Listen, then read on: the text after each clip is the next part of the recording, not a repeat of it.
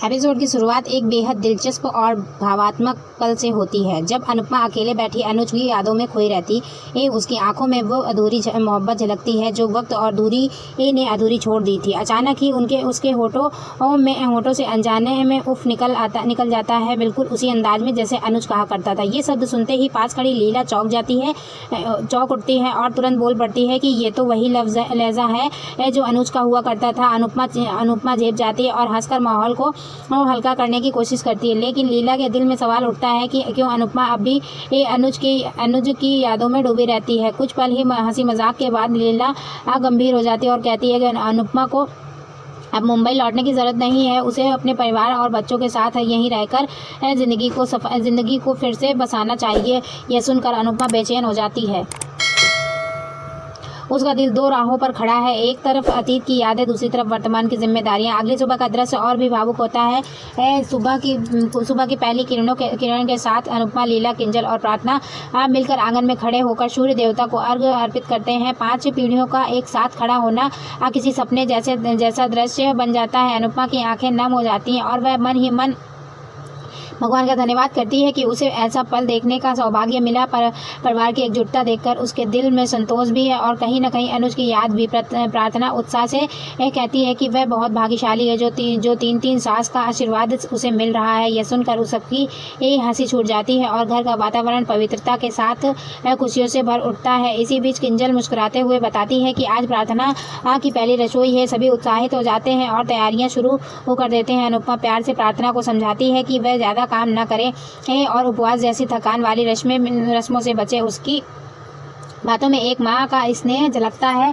प्रार्थना सिर झुकाकर सहमति जताती है और अनुपमा उसे गले से लगा लेती है। इस छोटे से दृश्य में परिवार की गर्माहट और अपनापन साफ दिखाई देता है। इसके बाद अनुपमा मंदिर जाने का निर्णय लेती है। उसके दिल में अनुज की यादें उमड़ घुमड़ रही है। हाथ में पूजा की थाली और दिल में अधूरी मोहब्बत के भाव लिए वह मंदिर के लिए निकलती है। रास्ते में वह मन ही मन अनुज को जन्मदिन की बधाई देती हैं। आंखें नम हो जाती हैं और होठ धीरे से कहते हैं कि आज भी उसका दिल सिर्फ उसी के लिए धड़कता है। वह चाहकर भी अपने दिल की गहराइयों से अनुज को अलग नहीं कर पाई। मंदिर की ओर हर कदम उसे अनुज के और करीब महसूस कराता है। उधर कोठारी परिवार की जन्माष्टमी के मौके पर एक मंदिर में एकत्रित होता है। सभी मिलकर भगवान कृष्ण की आरती करते हैं। मंत्रोच्चार और भजन से वातावरण गूंज उठता है, लेकिन इस पवित्र माहौल के बीच भी ख्याति के मन में पराग के प्रति गुस्सा सुलगता रहता है। उसकी आंखों में आंसू है और होठों पर शिकायत। मोटी बात ताना मारते हुए पराग से कहती है कि उसने अपने रिश्तों की अहमियत क्यों भुला दी।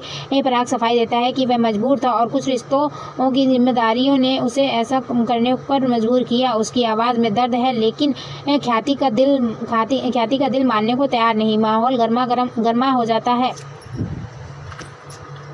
लेकिन तभी अनिल समझदारी दिखाते हुए सबको शांत कराता है और कहता है कि आज लड़ाई झगड़े का दिन नहीं बल्कि पूजा का और एकता का दिन है। इसी बीच राही मासूमियत से कहती है कि आज उसके पापा अनुज का जन्मदिन है। उसकी आंखों में अपने पिता के लिए प्रेम और गर्व साफ झलकता है। प्रेम उसकी बातों का समर्थन करता है और दोनों ये तय करते हैं कि वे मंदिर जाकर भगवान से प्रार्थना करेंगे और अनुज के जन्मदिन को खास बनाएंगे। अब बच्चे की सच्ची भावनाएं सुनकर वहाँ मौजूद सभी लोग चुप हो जाते हैं। उधर अनुपमा अकेले मंदिर की ओर बढ़ रही होती है और उसके हाथों में एक केक भी है जो उसने अनुज के लिए खरीदा है। मन ही मन वह सोचती है कि भले ही अनुज उससे दूर है, लेकिन उसका जन्मदिन वह हमेशा की तरह यादगार बनाएगी। दिल की गहराइयों में छुपा प्यार हर कदम पर झलकता है। मंदिर के आंगन में भक्ति गीत गूंज रहे हैं और भक्तों की भीड़ उमड़ रही है।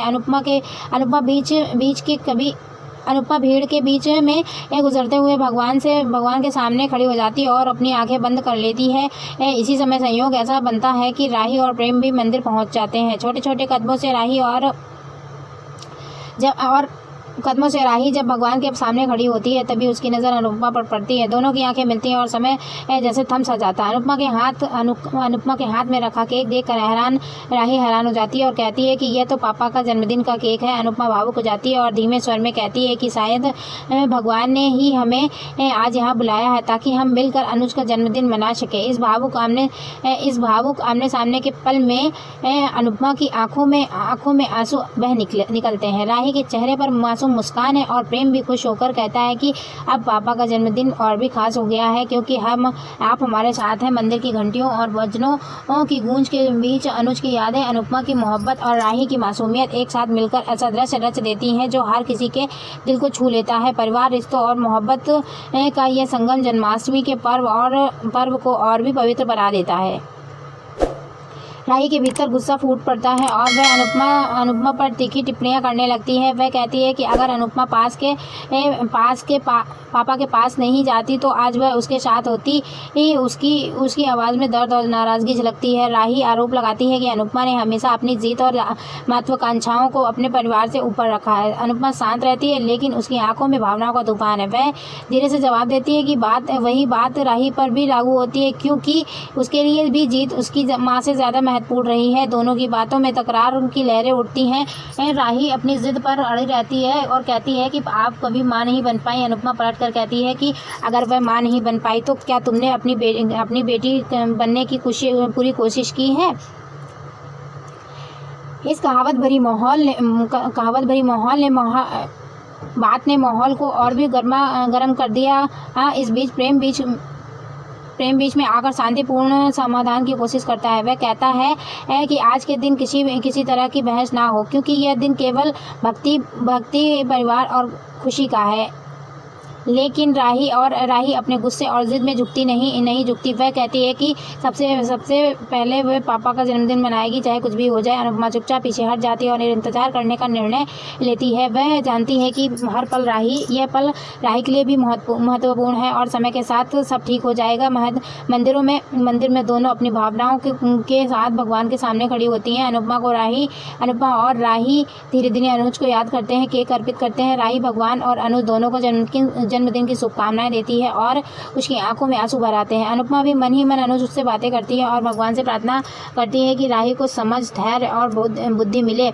इसके बाद पूरे परिवार में जन्माष्टमी की तैयारियों का माहौल बनने लगता है। जिग्नेश कृष्ण भगवान के रूप में तैयार होकर घर में प्रवेश करता है और सभी को हंसा देता है। घर की दीवारों पर आंगन में उत्सव की रौनक फैल जाती है। कोठारी परिवार में राही और प्रेम भी कृष्ण और राधा के रूप में सज कर नृत्य करने लगते हैं। उनका नृत्य देखकर पूरा परिवार तालियों की गड़गड़ाहट से गूंज उठता है। मोटी बा मुस्कुराते हुए कहती है कि ऐसा लगता है कि जैसे भगवान खुद हमारे घर सामने प्रकट हो गए हैं। शाह परिवार में भी उत्सव का आरंभ है।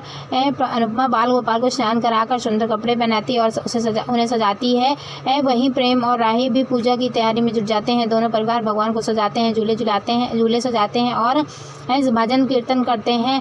इसी उत्सव के बीच अंश और शशांक मटकी फोड़ने का मजा लेते हैं। शाह परिवार के अंश मटकी फोड़ता है और कोठारी परिवार में शशांक मटकी फोड़ता है। हर तरफ खुशी और उल्लास का माहौल होता है। बच्चे और बड़े से भी झूम उठते हैं। हंसी और मस्ती का माहौल हर तरफ फैल जाता है। घर घर में जन्माष्टमी की खुशी के साथ परिवार की एकजुटता भी नजर आती है। एपिसोड के अंतिम क्षण में अनुपमा अनुज की यादों में भावुक हो उठती है। वह कृष्ण भगवान के जयकारों और भजन की गूंज के बीच डांस करती है। अचानक उसे ऐसा लगता है कि किसी ने उसे पुकारा, मानो अनुज की ही आवाज़ उसके कानों में गूंज रही हो। अनुपमा दौड़ते हुए उस आवाज़ की ओर जाती है। जैसे ही अनुज उसके सामने आता है कि उसकी आंखों में खुशी के आंसू बहने लगते हैं। इस पल में उसके दिल की सारी अधूरी भावनाएं, यादें और मोहब्बत एक साथ उमड़ पड़ती है। यह एपिसोड न केवल राही और अनुपमा के बीच भावात्मक टकराव को दिखाता है बल्कि परिवार की एकजुटता, भक्ति और उत्सव के रंग को भी खूबसूरती से प्रस्तुत करता है। माता पिता और बच्चों के बीच के रिश्तों की जटिलताओं, गुस्से और प्यार की झलक इस एपिसोड को और भी यादगार बनाती है। आनंद और भावनाओं का यह संगम दर्शकों के दिल को छू जाता है और यह महसूस कराता है कि परिवार में प्यार और समझ के बिना कोई उत्सव पूरा नहीं होता। अंत में अनुपमा और अनुज के बीच भावात्मक मिलन का दृश्य दर्शकों के लिए बेहद खास पल बन जाता है। जन्माष्टमी का यह पर्व न केवल धार्मिक रूप से पवित्र है बल्कि परिवार और रिश्तों की अहमियत को भी गहराई से दर्शाता है। पूरे एपिसोड में हंसी, मस्ती, बहस और भावनाओं का मिश्रण इसे बेहद रोमांचक और दर्शनीय बनाता है। इस तरह एपिसोड एक भावात्मक मोड़ पर आकर थमता है जहां अनुपमा और राही का मिलन न केवल अनुज की यादों को ताज़ा करता है बल्कि एक नए अध्याय की शुरुआत की झलक भी देता है। शायद यही भगवान की मर्जी थी कि इस शुभ दिन पर बिखरे हुए रिश्तों को एक नई डोर से बांध दिया जाए।